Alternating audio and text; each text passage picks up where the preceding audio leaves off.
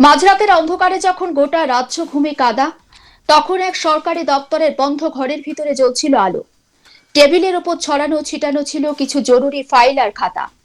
সাধারণ মানুষের চোখের আড়ালে প্রশাসনের নাকের ডগায় বসে চলছিল এক অদ্ভুত জাদু খেলা। কলমের এক একটা খোঁচায় বদলে যাচ্ছিল সরকারি নথি, মুছে ফেলা হচ্ছিল কিছু অকট্য প্রমাণ। কিন্তু কথায় বলে, পাপ কখনো চাপা থাকে না। সেই রাতেই যখন অতর্কিতে সেখানে হানা দিল বিজেপির একঝাঁক ক্ষুব্ধ কর্মী আর পুলিশ, তখন থলের বিড়াল একেবারে হাতে নাতে বেরিয়ে পড়ল। সরকারি দপ্তরের অন্তর্মহলে বসে ক্ষমতার জোরে জালিয়াতি করার সেই চরম লজ্জাজনক ঘটনা প্রকাশ্যে আসতেই তোলপাড় পড়ে যায় রাজনৈতিক মহলে। প্রশাসনের বিশ্বাসযোগ্যতাকে বুড়ো আঙুল দেখিয়ে সরকারি নথি বিকৃতির এই গুরুতর অভিযোগে শেষমেশ হাজতবাস করতে হলো এক প্রভাবশালী রাজনৈতিক হেভিওয়েটকে। পুলিশের স্পেশাল টিম তার গ্রামের বাড়ি ঘিরে গভীর রাতে তাকে গ্রেপ্তার করে। ক্ষমতার অলিন্দে থাকা যে মানুষটি কদিন আগেও মুখ ফুলিয়ে ঘুরে বেড়াতেন, আজ তিনি শ্রীঘরের অন্ধকারে। শুধু তিনিই নন, এই জালিয়াতি চক্রের আসল জাল ঠিক কতটা গভীরে ছড়ানো তা খতিয়ে দেখতে গিয়ে পুলিশ এক অত্যন্ত ঘনিষ্ঠ আত্মীয়কেও খাঁচায় পুরেছে। রাজনীতির ময়দানে টিকিট পেয়ে যিনি বিধানসভার মাসনাদে বসার স্বপ্ন দেখেছিলেন, তার এই নাটকীয় পতন বাংলা শাসন ব্যবস্থার এক অন্ধকার দিককে নতুন করে সামনে এনে দাঁড় করিয়েছে। ঠিক কি ঘটেছিল সেই রাতে তা জানতে আমাদের একটু গোড়া থেকে ফ্ল্যাশব্যাকের দিকে যাওয়া দরকার। ঘটনাটি ঘটেছে পুরুলিয়ার পুঞ্চা ব্লকে। তখন ঘড়ির কাঁটায় মধ্যরাত আর চারিদিক নিঝুম।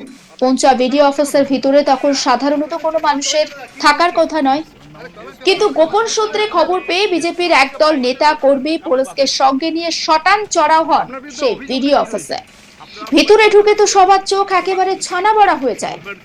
দেখা যায় দুজন হেভিওয়েট তৃণমূল নেতা সেখানে বসে মন দিয়ে কিছু নথিপত্র ঘেটে যাচ্ছেন। অভিযোগ ওঠে আসন্ন স্ক্রুটিনি বা কোনো আইনি জটিলতা থেকে বাঁচতে সরকারি নথি খাতা দেদার বিকৃত করা হচ্ছিল সেখানে। সরকারি অফিসে বসে রাতের অন্ধকারে এই জালিয়াতির খবর ছড়াতেই এলাকায় একটা তীব্র চাঞ্চল্যের পরিস্থিতি সৃষ্টি হয়। বিজেপির তরফে সঙ্গে সঙ্গে পুঞ্চা থানায় লিখিত অভিযোগ দায়ের করা হয়। পুলিশও আর সময় নষ্ট না করে সরকারি নথি জাল করার মতো মারাত্মক অপরাধের গুরুত্ব বুঝে তড়িঘড়ি তদন্তে নেমে পড়েন। তদন্তে নেমে পুলিশ যখন একেবারে সুতো গোটাতে শুরু করলো, তখন একে একে বেরিয়ে এলো বড় বড় সব নাম। মাঝরাতে বিডিও অফিসের ভিতর হাতে নাতে যাদের ধরা হয়েছিল, তাদের মধ্যে একজন হলেন পুঞ্চা পঞ্চায়েত সমিতির সহ সভাপতি কৃপা সিন্ধু ব্যানার্জি। কিন্তু গল্পটা এখানেই শেষ নয়। এই কৃপা সিন্ধু বাবু আবার যেমন তেমন লোক নন। তিনি হলেন এলাকার একচ্ছত্র ক্ষমতার অধিকারী এবং জেলা পরিষদের বড় কর্তার আপন ভাইপো। পুলিশ প্রথম ধাপে এই ভাইপোকে গ্রেপ্তার করে নিজেদের হেফাজতে নেয়। ভাইপোকে জেরা করতে জট খুলতে শুরু করে এবং নথির জালিয়াতির পিছনে যে আসলে কার অদৃশ্য হাত কাজ করছিল তা বুঝতে পুলিশের বেশি সময় লাগেনি। সেই তদন্তের সূত্র ধরেই পুলিশ একেবারে সোজা পৌঁছে যায় পুরুলিয়া জেলা পরিষদের সহ সভাধিপতি তথা 2026 সালের বিধানসভা নির্বাচনে পুরুলিয়া কেন্দ্রে তৃণমূল কংগ্রেসের হেভিওয়েট প্রার্থী সুজয় ব্যানার্জির গ্রামের বাড়িতে। পুঞ্চা থানার পুলিশ সেখান থেকেই সুজয় ব্যানার্জিকেও গ্রেপ্তার করে। গ্রেপ্তার হওয়ার পর সাংবাদিকদের মুখোমুখি হয়ে সুজয় ব্যানার্জির প্রতিক্রিয়া ছিল একেবারে দেখার মতো। নিজের অপরাধ বা নথির গরমিল নিয়ে একটা শব্দ খরচ না করে উল্টে অত্যন্ত উদ্ধত্তের সুরে তিনি বলেন যে কেন তাকে গ্রেপ্তার করা হলো তার সরকারকে গিয়ে জিজ্ঞাসা করতে হবে। এই বয়ানের আড়ালে লুকিয়ে আছে কোনো গভীর রহস্য, যেখানে তিনি আকারে ইঙ্গিতে এটাই বোঝাতে চাইলেন যে এই জালিয়াতির পিছনে তিনি শুধু একা নন, ওপর মহলের আরো অনেক বড় মাথা নির্দেশ ছিল। নাকি তাকে টিকিট পাওয়ার পরও দলের ভিতরের কোনো গোষ্ঠীদ্বন্দ্বের শিকার তিনি হলেন, তা নিয়েও সাধারণ মানুষের মনে প্রশ্ন উঠতে শুরু করেছে। যদিও তিনি নির্দোষ হবেন, তা মাঝরাতে তার ভাইপো কেন বিডিও অফিসের ফাইল ঘাটছিলেন তার কোনো সদুত্তর কিন্তু সুজয় বাবুর সামনে বা সুজয় বাবুর বয়ানে আপাতত পাওয়া যায় না। একবার শোনাই সুজয় ব্যানার্জি ঠিক কি বলেছেন সেই বক্তব্য।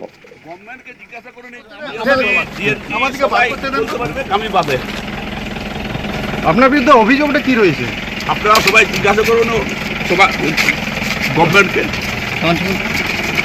গভর্নমেন্টকে জিজ্ঞাসা করে নিন। আপনার কি ফাঁসানো হচ্ছে কোথাও? আমি জানি না।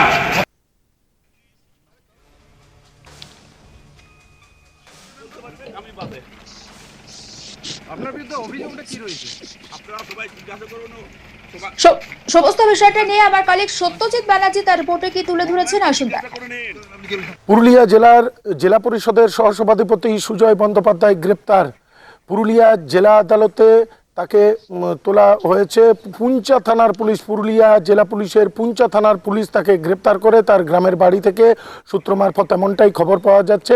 এবং সুজয় বন্দ্যোপাধ্যায় তিনি 2026-এর যে বিধানসভা নির্বাচন, সেই বিধানসভা নির্বাচনে তৃণমূল প্রার্থীও ছিলেন এবং এই সুজয় বন্দ্যোপাধ্যায় তৃণমূল শাসিত যে জেলা পরিষদ রয়েছে পুরুলিয়া জেলায়, সেই জেলা পরিষদের সহ-সভাধিপতি পদে বর্তমান রয়েছেন। সরকারি নথিপত্র বিকৃত করার অভিযোগে তাকে গ্রেপ্তার করা হয়েছে এমনটাই জানা যাচ্ছে। এবং আমরা পুলিশের সঙ্গেও কথা বলেছি, পুঞ্চা থানার পুলিশ তাকে গ্রেপ্তার করেছে, পুরুলিয়া জেলা আদালতে তোলা হয়েছে। এই বিষয়ে সুজয় বন্দ্যোপাধ্যায়কে যখন পুরুলিয়া জেলা আদালতে তোলা হয়, তাকে জিজ্ঞাসা করা হলে তিনি জানান যে তিনি তার গ্রেপ্তারির কারণ জানেন না। গভর্নমেন্ট অর্থাৎ বর্তমান রাজ্য সরকার তার কী জন্য গ্রেপ্তার করেছেন তারা বলতে পারবেন। সূত্র মারফত যে খবর পাওয়া যাচ্ছে যে ইতিপূর্বেই আমরা আজ তক বাংলায় খবর দেখিয়েছিলাম যে পুরুলিয়া জেলার যে পুঞ্চা এলাকা রয়েছে, সেই পুঞ্চা ব্লক সমষ্টি উন্নয়ন আধিকারিক অফিসে মধ্যরাত্রে দুই তৃণমূল নেতাকে এবং ব্লক সমষ্টি উন্নয়ন আধিকারিক অফিসের একজন কর্মীকে তাদের সঙ্গে পাওয়া যায়। এবং বিজেপি যে নেতা কর্মীরা মধ্যরাত্রে ব্লক সমষ্টি উন্নয়ন আধিকারিক অফিসে এই খবর পেয়ে তারা হাতে নাতে তাদেরকে ধরে এবং পুঞ্চা থানায় তারা অভিযোগ করে। সেদিন রাত্রিবেলায় পুঞ্চা থানায় তারা বিক্ষোভ দেখায় এবং যার ফলে ওই তৃণমূল নেতাদের গ্রেপ্তার করা হয়। যে তৃণমূল নেতাদের গ্রেপ্তার করা হয় তাদের মধ্যে একজন হচ্ছে কৃপা সিন্ধু বন্দ্যোপাধ্যায়, পুঞ্চা ব্লক সমষ্টি উন্নয়ন আধিকারিক অফিসের সহসভাপতি এবং সহকারী সভাপতি কৃপা সিন্ধু বন্দ্যোপাধ্যায় ওরফে ধরম বন্দ্যোপাধ্যায়, তিনি সুজয় বন্দ্যোপাধ্যায়ের ভাইপো বলে জানা যাচ্ছে। অর্থাৎ ভাইপোকে সহ সুজয় বন্দ্যোপাধ্যায়কে ইতিমধ্যেই গ্রেপ্তার করা হয়েছে।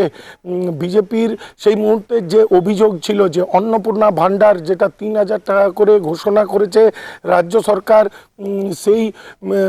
সেই অন্নপূর্ণা ভাণ্ডার কিন্তু যারা যোগ্য প্রাপক তারা পাচ্ছে না, এমনটাই অভিযোগ উঠে আসছিল বারবার করে। পুরুলিয়া জেলার বিভিন্ন ব্লক সমষ্টি উন্নয়ন আধিকারিক অফিসে বিক্ষোভ হচ্ছিল, পৌরসভায় বিক্ষোভ হচ্ছিল এবং এই যে অন্নপূর্ণা ভাণ্ডারের যে গড়মিল, সেই গড়মিল কিন্তু এই তৃণমূল নেতারা নির্দেশ দিয়ে তৃণমূল নেতাদের অঙ্গুলি লেওনে ব্লক সমষ্টি উন্নয়ন আধিকারিক অফিসের কিছু কর্মীরা এই জিনিসটা করছে, এমনটাই কিন্তু অভিযোগ তুলেছিল বিজেপি।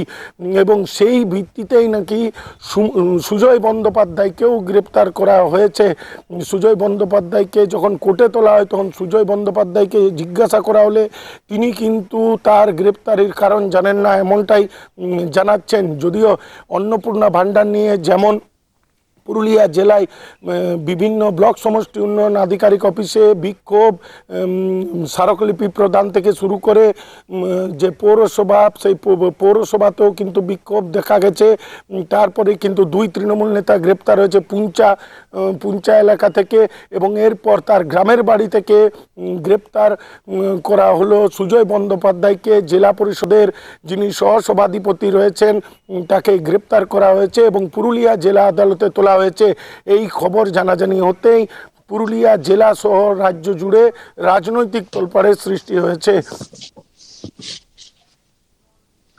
সমস্ত আপডেটের জন্য নজর রাখুন আজ তাক বাংলা। সাবস্ক্রাইব করতে ভুলবেন না।